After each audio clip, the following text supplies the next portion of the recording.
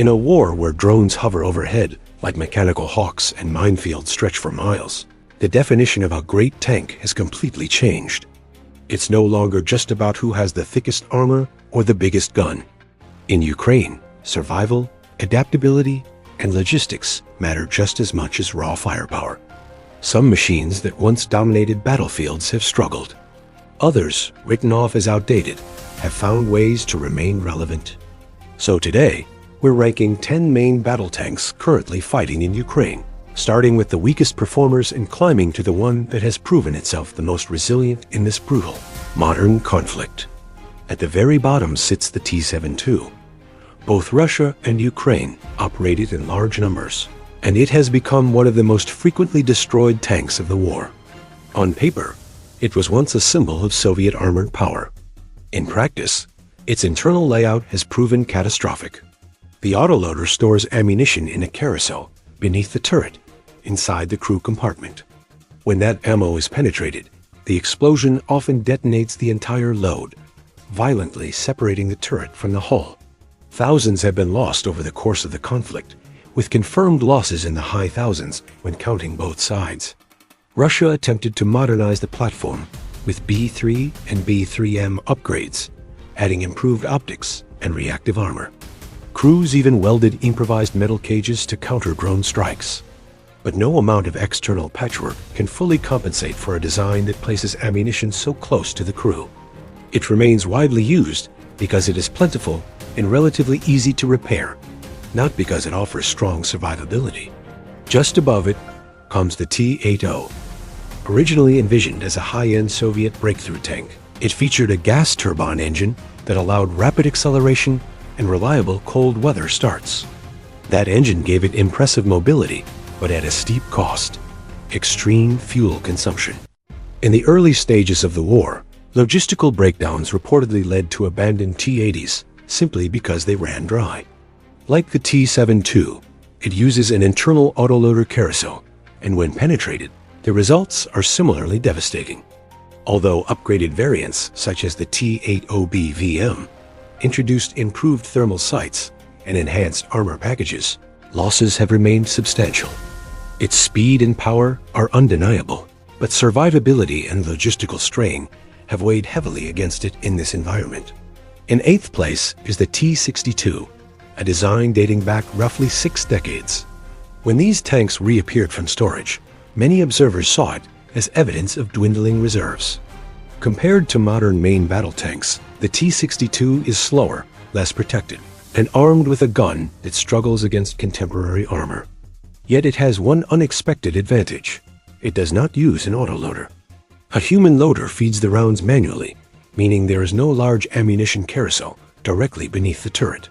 When struck, the tank is more likely to be disabled rather than catastrophically destroyed, improving crew survival odds.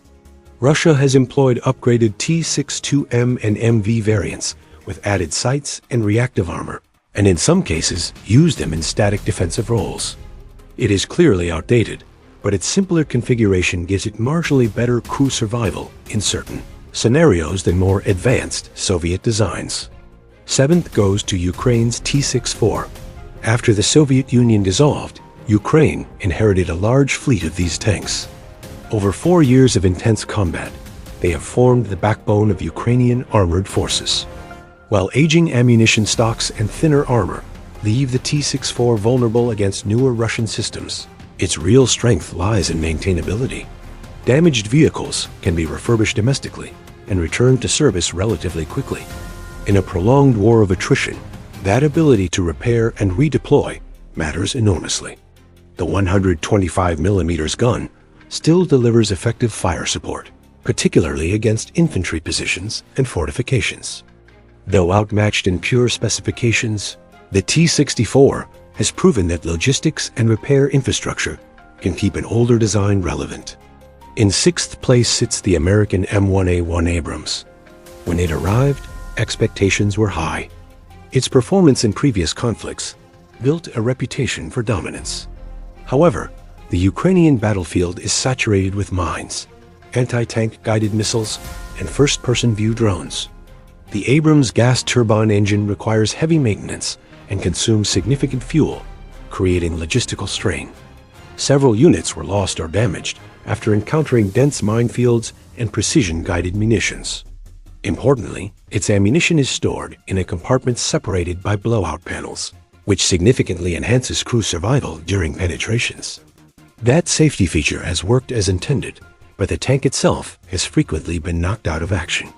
Advanced, well-protected, yet logistically demanding, the Abrams has struggled to fully adapt to this particular conflict environment. Fifth place belongs to Poland's PT-91 Twardie, a modernized evolution of the T-72.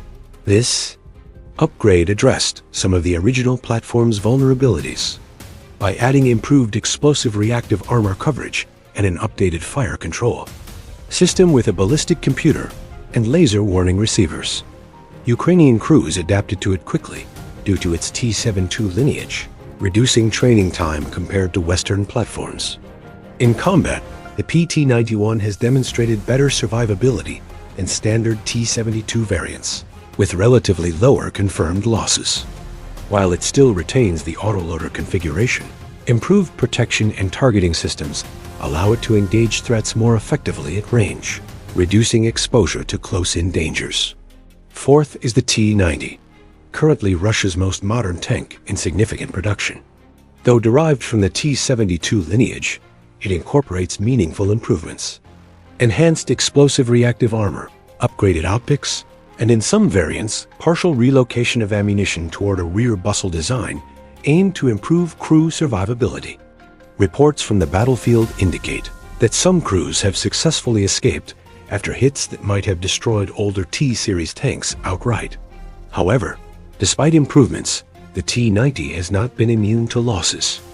Modern anti-tank systems and drone strikes continue to challenge even the most updated armor.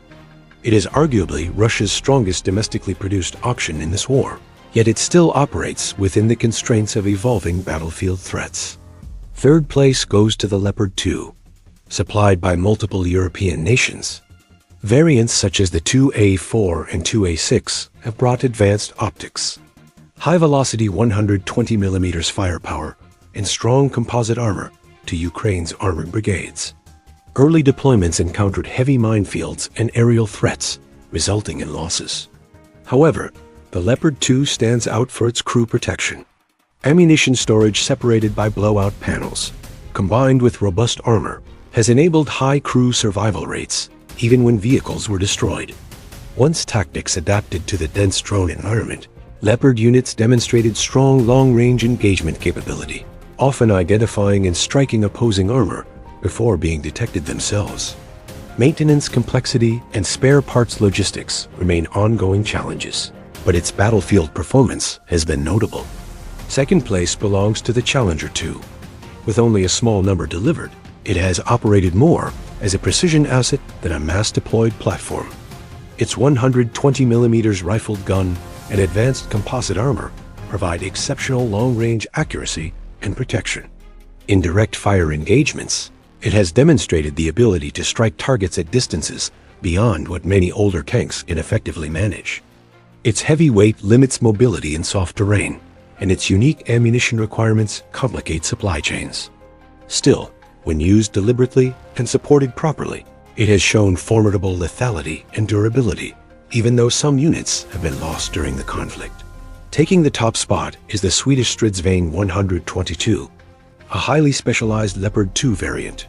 Designed with reinforced protection against top attack threats, it entered the war with enhancements tailored to exactly the kinds of dangers, dominating Ukraine's battlefield drones and precision munitions striking from above. Though several have been damaged, many were recovered and repaired, underscoring a crucial metric in this war: the ability to survive, be restored, and return to combat. Its balance of mobility, firepower, and particularly enhanced roof armor has given crews added confidence under drone-heavy conditions.